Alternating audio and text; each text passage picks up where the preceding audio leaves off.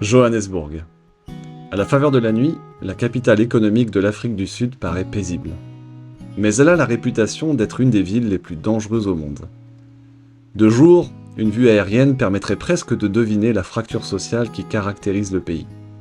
Des quartiers résidentiels luxueux protégés par des murs bardés de barbelés et de caméras, et de l'autre côté, des townships ou ghettos occupés exclusivement par une population noire extrêmement défavorisée. Notre voyage dans la nation arc-en-ciel débute ici. 23 jours qu'on pourrait résumer ainsi.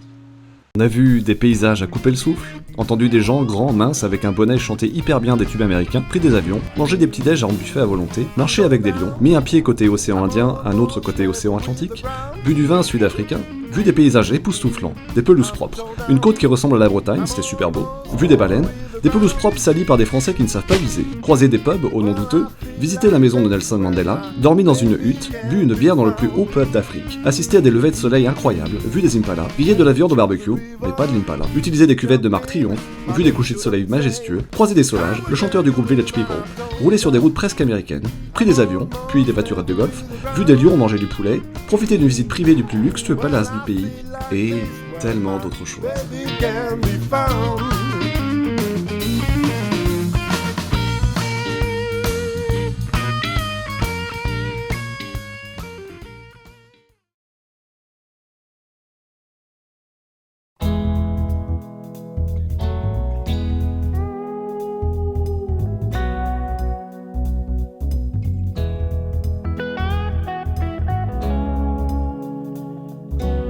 Nous faisons route vers le parc Kruger.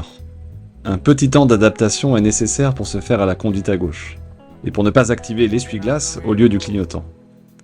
Nous arrivons à la tombée de la nuit à Skukuza. Les portes du parc ferment normalement à 17h30, mais le gardien, probablement attendri par notre accent français, nous laisse gentiment entrer. Sur la route, des lycaons, des hyènes, un phacochère, des springboks, en 15 minutes à peine. Et le premier d'une longue série de couchers du soleil rouge-feu. Notre visite du parc s'annonce prometteuse. Notre guide nous raconte l'anecdote savoureuse des éléphants et du marula. Les éléphants seraient friands du fruit de cet arbre emblématique de l'Afrique du Sud, au point d'en abuser, d'en devenir ivre et de tituber au pied de l'arbre. L'anecdote fait sourire le touriste. En réalité, il lui faudrait boire l'équivalent de 55 litres, soit 1500 fruits fermentés, pour se retrouver dans un tel état, ce qui est totalement improbable.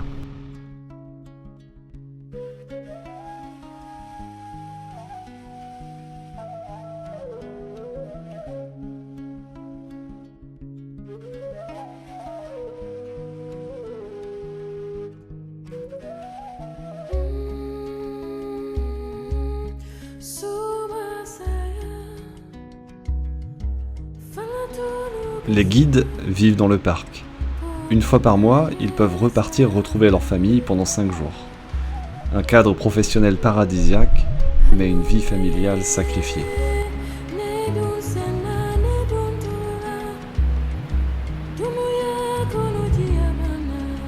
Nous testons le Sunset Drive. Seuls les guides peuvent quitter le camp et y revenir une fois la nuit tombée. Les allées et venues sont strictement limitées. C'est l'occasion de traquer les Big Five et les autres dans le bush à l'aide de projecteurs.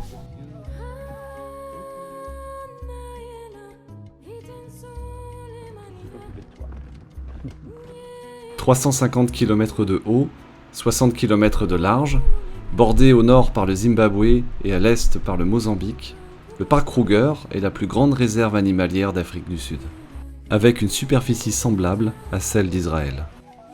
On y circule librement le jour sur les milliers de kilomètres de pistes et de routes, sans jamais sortir de son véhicule en dehors des zones autorisées.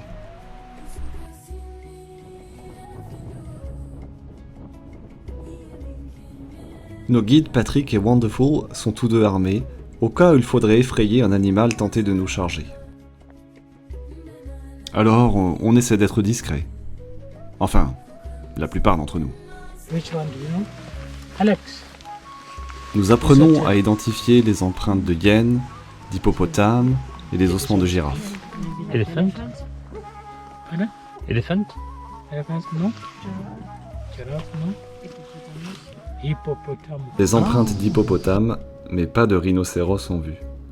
L'Afrique du Sud abrite 80% des rhinocéros de la planète. Les guides sont réticents à renseigner les touristes sur les allées et venues de ces mammifères imposants, tant ils sont la cible des braconniers. Leurs cornes sont très prisées des Asiatiques pour leur soi-disant vertu aphrodisiaque. Une corne peut se vendre jusqu'à 200 000 € sur le marché noir. Pour une telle somme, de nombreux braconniers venus du Mozambique voisin sont prêts à risquer leur vie. Pour notre part, nous ressortons du parc Kruger plus déterminés que jamais à protéger et respecter la nature.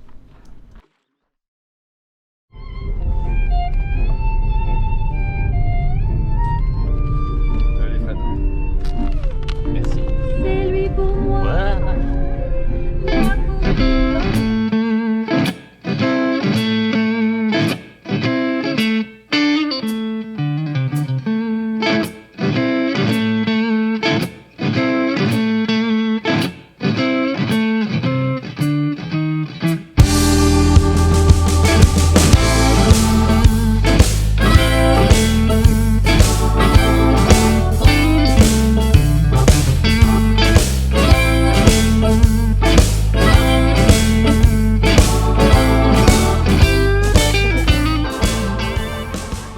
Nous faisons halte à Graskop.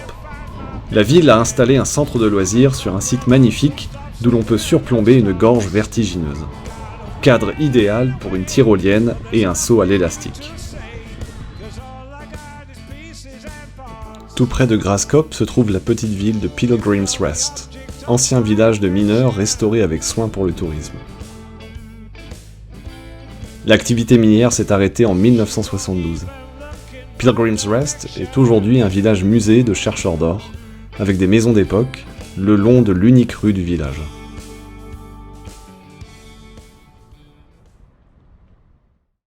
La région est connue pour être la porte d'entrée vers God's Window et sa route panoramique le long du somptueux canyon de Blythe River. Une route quasi américaine ou canadienne, des forêts de pins à perte de vue et des paysages à faire pleurer un Français.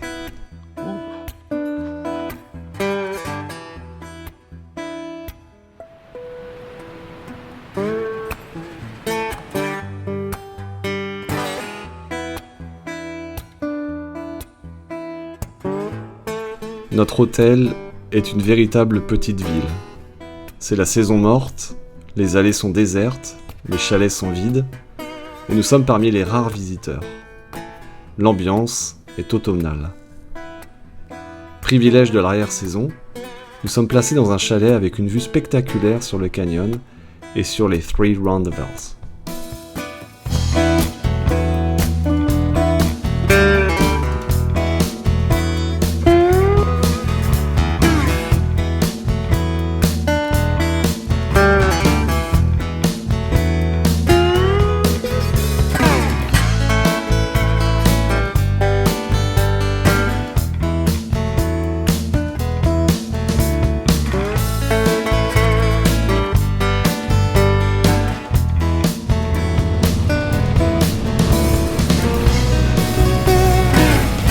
Fred, tu es devenu un geek alcoolique.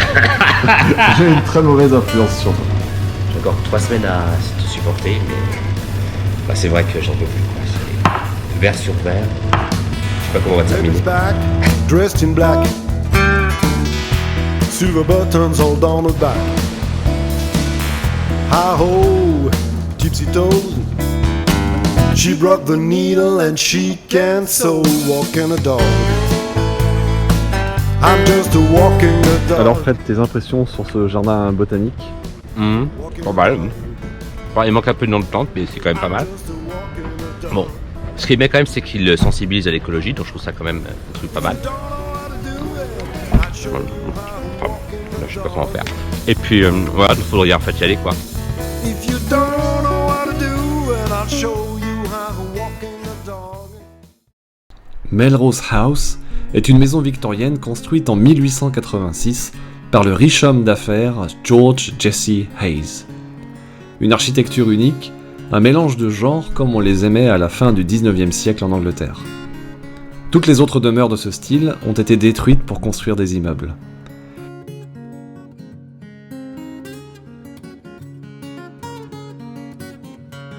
Elle est connue pour avoir été le quartier général des Anglais pendant la guerre des Boers. C'est notamment là que fut signé le traité de paix y mettant fin.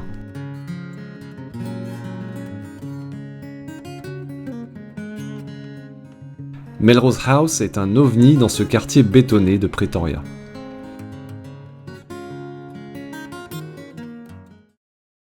Pretoria est une ville moderne avec de grandes avenues, des bâtiments hauts, rectangulaires, aux murs noircis par les gaz d'échappement. Il y a beaucoup de monde dans la rue. Certaines personnes vivent en rabattant les automobilistes vers les places de parking libres. Elles surveillent ensuite la voiture en échange de quelques rands. La misère est palpable, il y a des sans-abri à tous les coins de rue. Peu charmés et peu rassurés, nous écourtons notre balade dans le centre historique pour, en bons touristes, partir à l'assaut d'un centre commercial.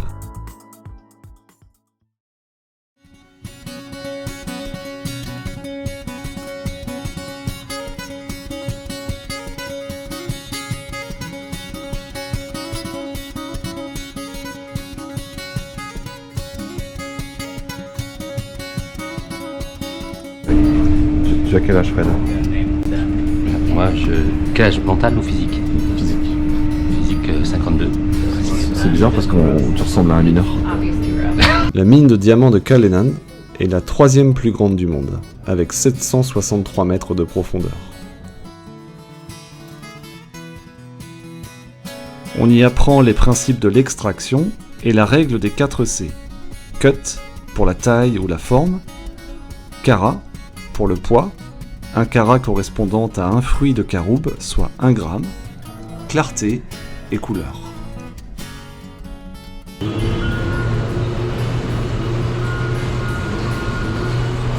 En moyenne, il faut extraire 100 tonnes de Kimberley pour obtenir 5 carats.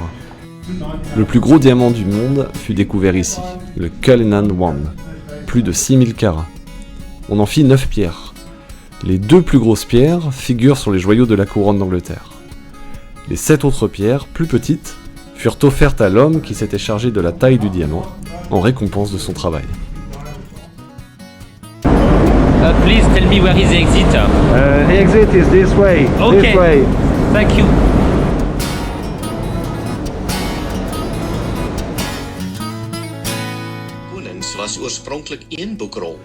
Étant malheureusement malade, nous ne pouvons pas nous joindre à l'assemblée en langue afrikaane de Cullinan ce soir-là.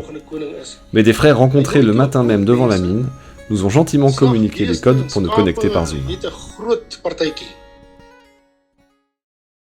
Nous visitons Soweto avec Clément, notre guide, qui y a grandi.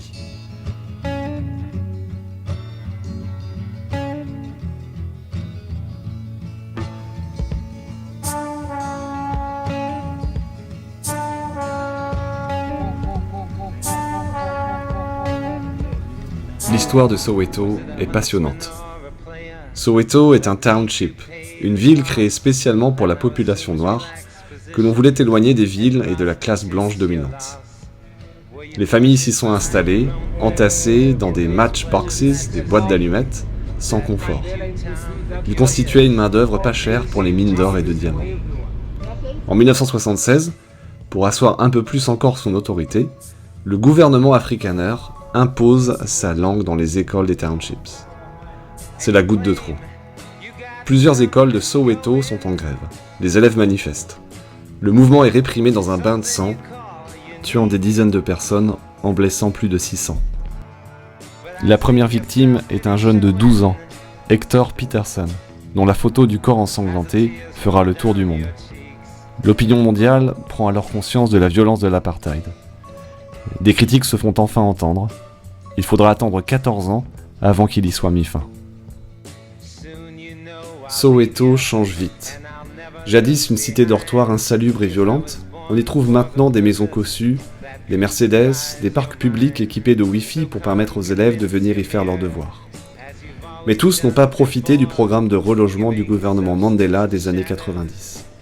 Certains attendent encore, contraints à se brancher illégalement sur le réseau électrique et à aller chercher l'eau à la pompe du quartier.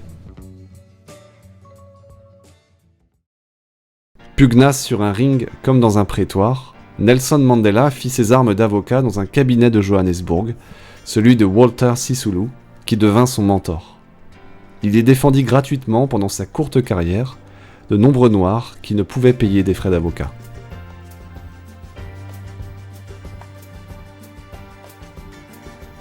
On peut visiter à Soweto la première maison de Mandela. Un salon, une chambre, une cuisine. Il insista pour revenir y vivre à sa sortie de prison. Mais les journalistes, curieux en tout genre ou visiteurs mal intentionnés, en rendaient la protection impossible. Il y resta 11 jours. La maison dans laquelle il passa ses dernières années était d'un autre niveau de sécurité. Avant d'être envoyé à Robben Island, au large de Cape Town, Nelson Mandela fit un premier séjour en prison au fort de Johannesburg, devenu depuis un musée.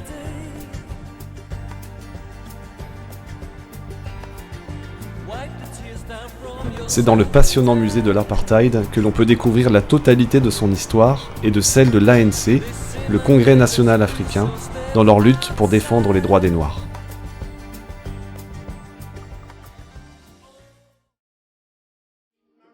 On trouve à Soweto la seule rue du monde ayant accueilli 2 prix Nobel de la paix, Nelson Mandela et quelques maisons plus bas, Desmond Tutu. Le coin est bondé de visiteurs. Tout est bon pour inciter les touristes que nous sommes à lâcher quelques rands. Casquettes, t-shirts, danse zoulou et chansons plus ou moins africaines.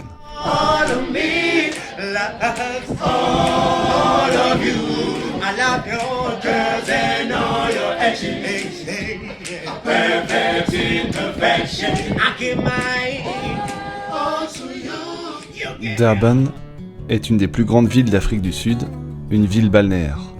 Le front de mer est bétonné, mais bien aménagé. Il y a beaucoup de sans-abri.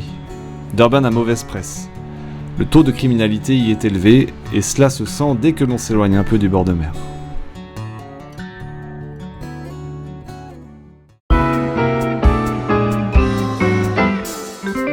Amarula. Alors ici nous avons un verre d'Amarula. Oui, c'est ça. Donc c'est un alcool fait à partir de l'arbre qui porte le même nom. Bah oui. Et avec 2 grains de café je crois. Et il y a également du lait, je crois, dedans. Ouais. Voilà. Et là nous avons... Un chocolat chaud. Et que vas-tu faire de tout ça? Allez hop, c'est parti. Amarula. C'est super bon. Durban n'est qu'une étape. Nous prenons la route d'Underberg. La région fait partie du Drakensberg, qui est classé au patrimoine mondial de l'humanité.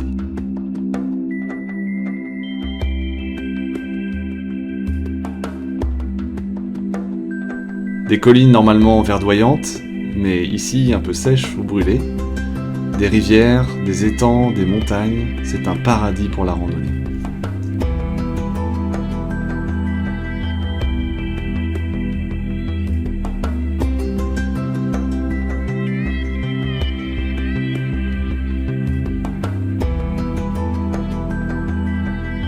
Notre objectif est de marcher jusqu'au Sani Pass, au sommet de cette muraille.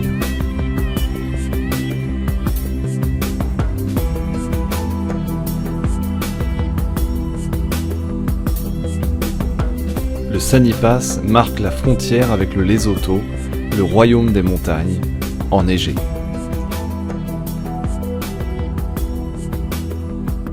Surprise, on trouve juste à côté de celle-ci le pub le plus haut d'Afrique. On y goûte un délicieux chocolat chaud à l'Amarula. On y teste aussi la bière locale du Lesotho, beaucoup moins convaincante. Mais dans un cadre pareil, tout est pardonné.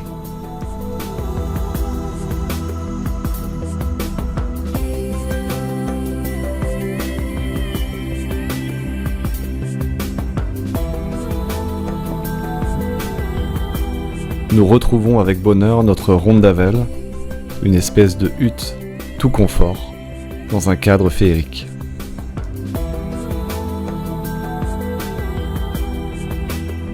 La cuisine tout équipée permet à Fred de regoûter aux joies des fourneaux. De tout notre séjour, ce sera notre logement préféré.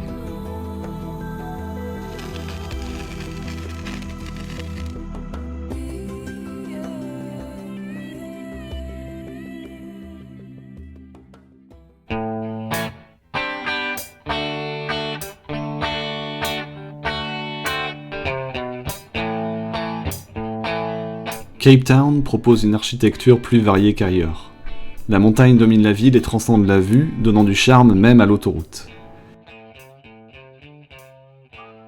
Ici aussi, il y a beaucoup de sans-abri, qui, lorsqu'on leur propose une pièce, réclament à manger à coups de « Thank you, sir ».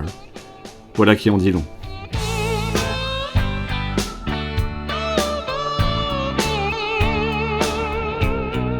Voilà plusieurs semaines que l'ascenseur menant au sommet de la montagne de la Table est en travaux. Rien de très gênant, on avait quoi qu'il arrive envie de marcher. 1h30 d'ascension depuis la route. Mais une vue pareille à l'arrivée, ça se mérite. I'm in the red. What can I do? On trouve au sommet de la montagne de la Table un véritable parc national. La région du Cap constitue un des 6 royaumes floraux que compte le monde. Cette petite région propose la plus grande concentration de végétaux au monde. D'où la classification du parc national de Table Mountain au patrimoine mondial de l'humanité.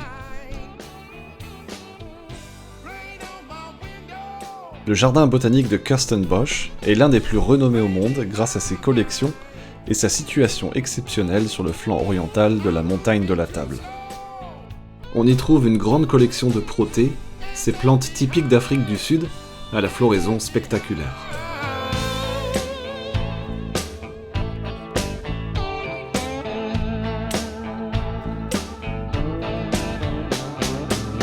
Ain't got no pride, no, no.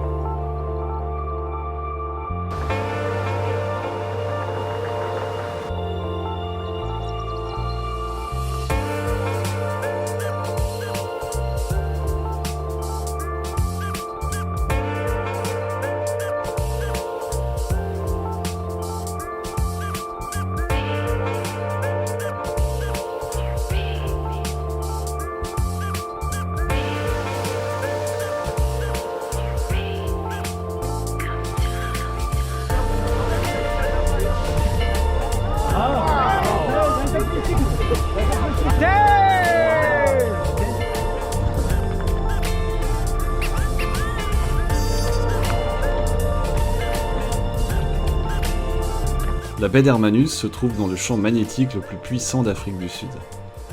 Elle est abritée des vents froids par des montagnes.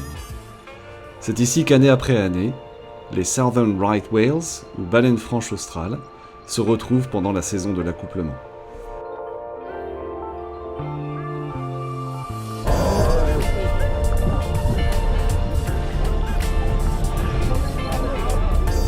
Un contact fort et émouvant avec la nature qui consolide encore un peu plus notre détermination à la protéger.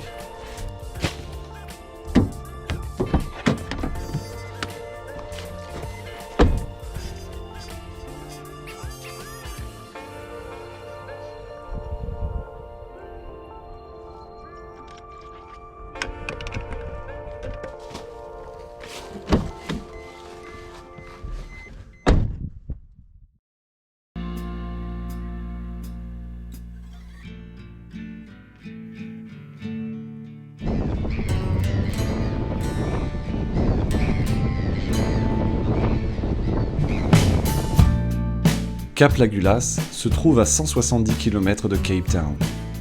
Contrairement à l'idée reçue, ce cap constitue la pointe la plus australe du continent africain, 55 km plus au sud que le cap de Bonne-Espérance. C'est le point de repère officiel pour marquer le passage de l'océan Atlantique à l'océan Indien. Ce soir-là, l'océan Indien est un lagon bleu turquoise.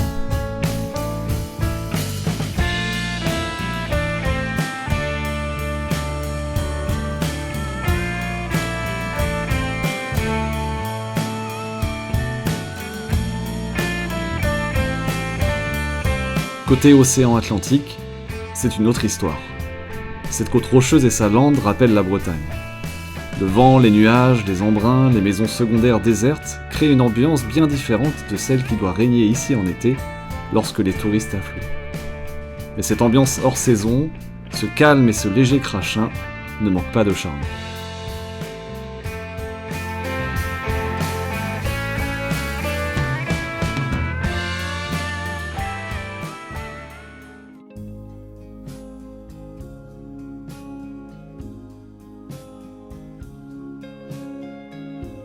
Le domaine de Vergelegen est une superbe propriété hors du temps où est conçu l'un des meilleurs vins d'Afrique du Sud. Après la Révolution française, des Huguenots réfugiés en Hollande rejoignent la colonie du Cap.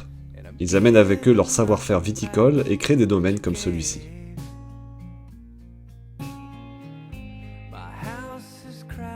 Des dîners d'État y ont eu lieu. Mandela, Bill Clinton, la reine Elisabeth, Charles et Camilla y sont tous passés. Luxe, calme et volupté. Un lieu où l'on vient aussi pour oublier la misère et les inégalités qui restent des fléaux dans le pays. Mais ici comme ailleurs, les serveurs sont noirs et les managers sont blancs.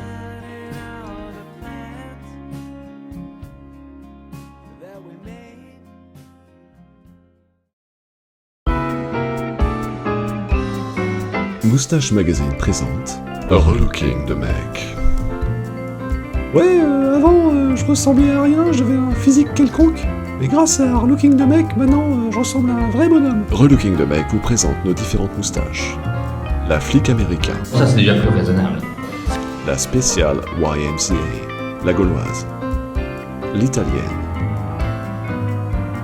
L'africaine. Avec Relooking the Mec, réveillez le bonhomme qui sommeille en vous. Moustache Magazine vous a présenté Relooking the Mec. Moustachement vôtre.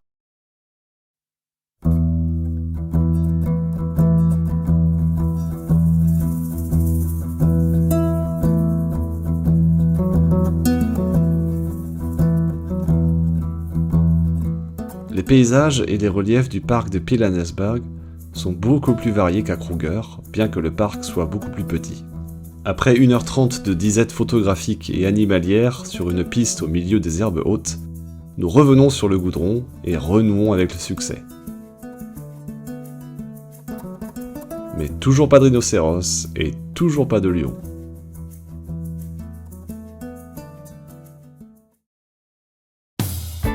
Avec ses longues lignes droites qui coupent des paysages arides, la route vers Sun City a des airs d'Arizona. À une différence près, des ralentisseurs à vous arracher un essieu et des nids de poules à foison. Sun City est le Las Vegas d'Afrique du Sud, en 10 fois plus petit. Notre première destination est la mare aux crocodiles qui se trouve à côté du 13e trou du parcours de golf. Comprenant que nous sommes perdus, un employé du parc, pourtant occupé à ramasser les balles, se propose de nous emmener en voiturette de golf. On ne se lassera pas du sens du service exceptionnel des Sud-Africains. Les crocodiles sont bien là, assoupis et inertes à prendre le soleil. Il n'y a aucune barrière de sécurité, mieux vaut ne pas se rater tandis que l'on s'approche de la fosse à la recherche d'une photo bien cadrée. Notre chauffeur nous attend. Il a interrompu son travail, mais il nous attend. Et il nous ramène. Improbable. Le palais de la Cité perdue est le chef-d'œuvre architectural de Sun City. Seuls les résidents peuvent y entrer, or les tarifs vont de 250 € à 4800 € la nuit. Ça fait cher la visite.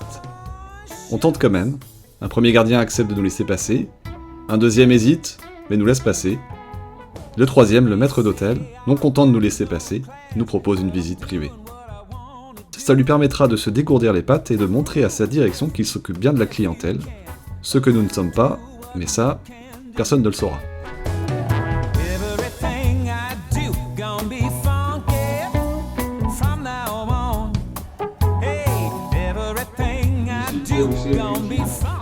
TVs here, the piano, because you know most of the celebrities comes here, so they play piano before they go to perform down there. Right. L'hôtel est presque vide à cette période de l'année, alors notre guide nous fait visiter la chambre 4, l'une des plus chères de l'hôtel, qui est aussi large que la façade du bâtiment.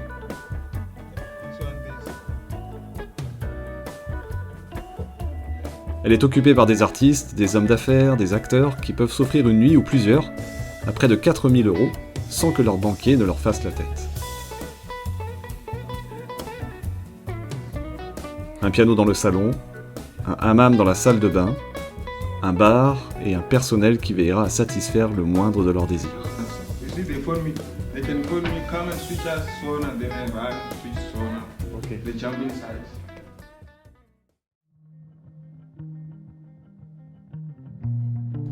Ukutula est une réserve où l'on peut, paraît-il, marcher avec des lions. On a du mal à y croire, mais bon, on veut bien tenter, au moins, on les verra. On les découvre d'abord derrière des grilles. Même au repos, leur musculature est impressionnante. Les lionnes sont des chasseuses, et notre guide nous explique que c'est d'elles dont il faut le plus se méfier. Elles ont toute une troupe à nourrir, et sont forcément un peu plus à cran quand de la chair se promène autour d'elles. Les bébés guépards sont splendides. Ils n'ont que quelques semaines, et sont malheureusement trop fragiles face aux bactéries pour que nous les approchions.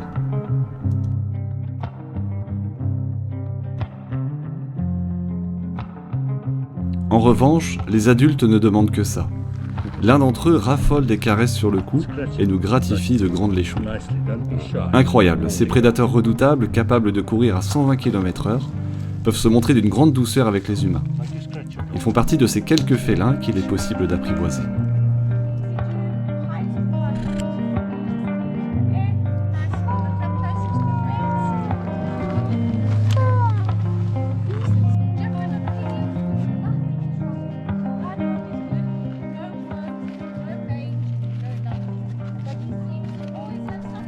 On nous réserve une surprise. Le parc s'occupe exceptionnellement de 2 lionceaux qui sont en convalescence après avoir été bien attaqués par des tiques. Ils ont 7 semaines, de vraies peluches encore pataudes, qui ne nous quittent pas du regard tout en mordillant maladroitement un jouet en corde. On serait bien resté des heures à interagir avec eux, le rêve d'une vie. L'heure de la fameuse marche avec les lions arrive. La tension monte. Les lions arrivent, ils sont 2. Oui, on ne nous avait pas menti. Nous voilà donc à marcher avec des lions de toute beauté, en pleine forme, musculeux au possible.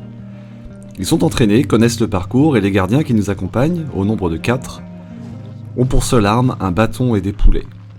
La balade est bien rodée, nous sommes bien un groupe de touristes qui a payé et que ces messieurs vont tout faire pour satisfaire à coups de photos et de vidéos avec les stars de la journée. Mais peu importe, on marche avec des lions. Ils sont à 2 mètres de nous, et ils savent qu'on est là. La magie opère. Nous sommes filmés à tour de rôle, bien cadrés de manière à apparaître seuls à l'écran.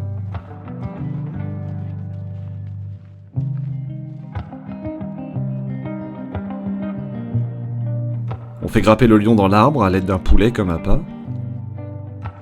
Le lion ne se fait pas prier, mais ça aurait marché avec nous aussi.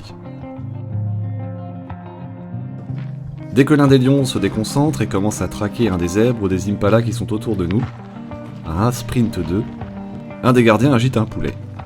Et les voilà qui se rapprochent de nous, prêts à poursuivre la balade. Ceci dit, il leur arrive bien de partir en chasse au cours d'une de ces balades. Ils ont 7 victimes à leur actif depuis le début de l'année. Enfin, en plus des poulets.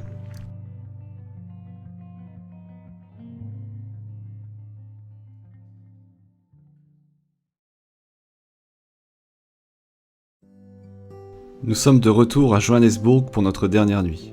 Surprise, Priska, la gérante de notre maison d'hôte, est une sœur qui fait partie d'une assemblée zoulou. De retour à l'aéroport, nous enchaînons les chocolats chauds, sans amarula, en lisant sur des fauteuils. Voilà plus de 3 semaines qu'on ne s'était pas autorisé à rester assis, c'est bien aussi. Pour notre 7e et dernier vol, encore une surprise. Nos voisins de derrière ne sont nul autre que Marie et Michael. Une belle façon de finir ce voyage.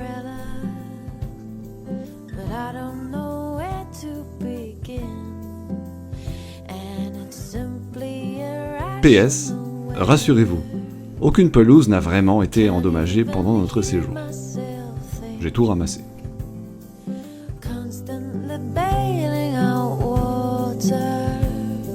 But still feel like I'm gonna sing.